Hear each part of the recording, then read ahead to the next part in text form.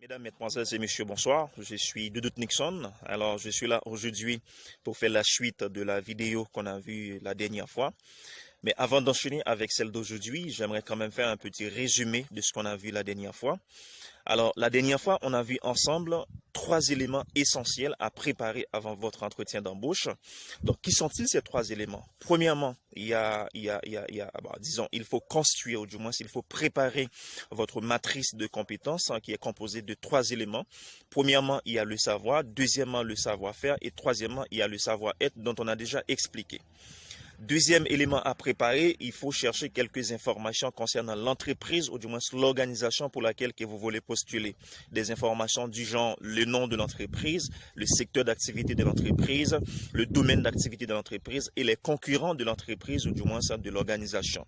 Troisième et dernier élément que vous devez préparer avant votre entretien d'embauche, c'est que vous devez chercher à bien comprendre le profil demandé. Donc, c'était un peu ça qu'on a vu ensemble la dernière fois.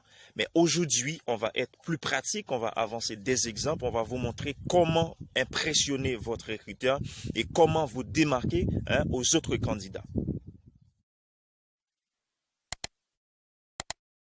Alors, vous savez tous, en toute chose, il y a une introduction. Pareillement pour votre entretien d'embauche, il y aura sûrement une introduction. Mais à ce stade, quelque chose de très important que vous devez savoir, c'est que l'introduction se divise en 2 parties. La première, c'est une introduction non verbale et la deuxième, c'est une introduction verbale. Et c'est l'introduction non verbale qui compte beaucoup pour votre entretien d'embauche. Alors, c'est quoi l'introduction non verbale? L'introduction non verbale, c'est votre façon d'habiller, c'est votre style, c'est votre façon de bouger, c'est vos regards, vous voyez. Donc, c'est vos gestes corporels, quoi. Donc, et c'est ce qui doit donner une impression à votre interlocuteur, à votre recruteur, pardon. Deuxième type d'introduction, c'est une introduction verbale. Donc, l'introduction verbale, c'est le recruteur lui-même qui va lancer cette introduction à travers une question, par exemple. Parlez-moi de vous. Qui êtes-vous? Pour l'introduction verbale, c'est là que vous devez commencer à être très malin, à être très intelligent, à travers les expressions et les exemples que vous allez donner. Les expressions et les exemples que vous allez utiliser, ce sont des exemples qui doivent être en relation avec le profil demandé. C'est là que vous devez commencer à donner l'impression comme quoi vous êtes quelqu'un qui peut porter une valeur ajoutée pour cette organisation ou du moins pour cette entreprise. Supposons le recruteur, il cherche un responsable commercial. Les thèmes que vous devez utiliser dans vos exemples, par exemple le côté entrepreneurial, le côté relationnel, innovation, la maîtrise des outils informatiques et la maîtrise des prix, tout ça, ce sont des thèmes que vous devez utiliser dans vos... Voilà les amis, en tout cas j'espère que vous êtes déjà prêts pour passer votre entretien d'embauche. Alors comme je vous ai dit tout à l'heure, c'est le recruteur lui-même qui va lancer l'introduction verbale à travers une question du genre « Parlez-moi de vous, qui êtes-vous » etc. Et lorsque le recruteur vous pose ce genre de questions, il ne vous a pas demandé de réciter votre CV parce qu'il a déjà votre CV. Il ne vous a pas demandé également de parler de vos membres de famille parce que ça ne va rien apporter comme valeur ajoutée pour son organisation.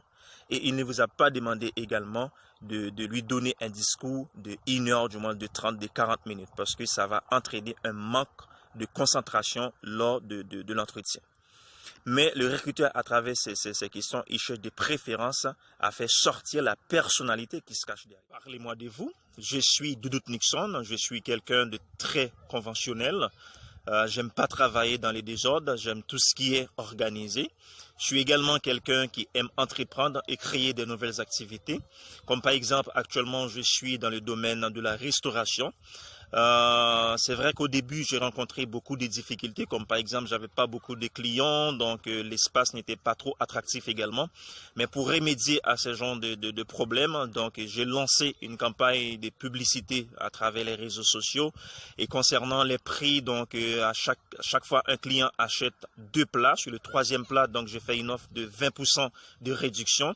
Et au niveau du restaurant aussi, je fais des rénovations pour que ça soit plus attractif. Vous voyez, donc Et grâce à ça, donc, j'ai pu avoir une forte notoriété et j'ai passé à une augmentation de 20% de chiffre d'affaires dans 6 mois. Vous voyez? Donc là, non seulement j'ai donné l'exemple d'une activité, les difficultés rencontrées, les solutions adoptées et les résultats que j'ai obtenus. Vous voyez? Donc c'est ce canevas-là que vous devez suivre tout au long de votre entretien. Que ce soit lorsque vous allez présenter vos connaissances, vos diplômes, donner les difficultés que vous avez rencontrées, donner les solutions que vous avez adoptées et les résultats que vous avez obtenus. Vous voyez? Donc c'est ce qui va donner une image différente comparativement aux autres candidats. C'est ce qui va vous démarquer comparativement aux autres candidats. Donc, je sais très bien à travers cette vidéo, je ne vous ai pas tout dit concernant un entretien d'embauche, mais mon idée, c'était de vous donner des pistes, des techniques à suivre pour pouvoir vous différencier et vous démarquer aux autres candidats lors d'un entretien d'embauche.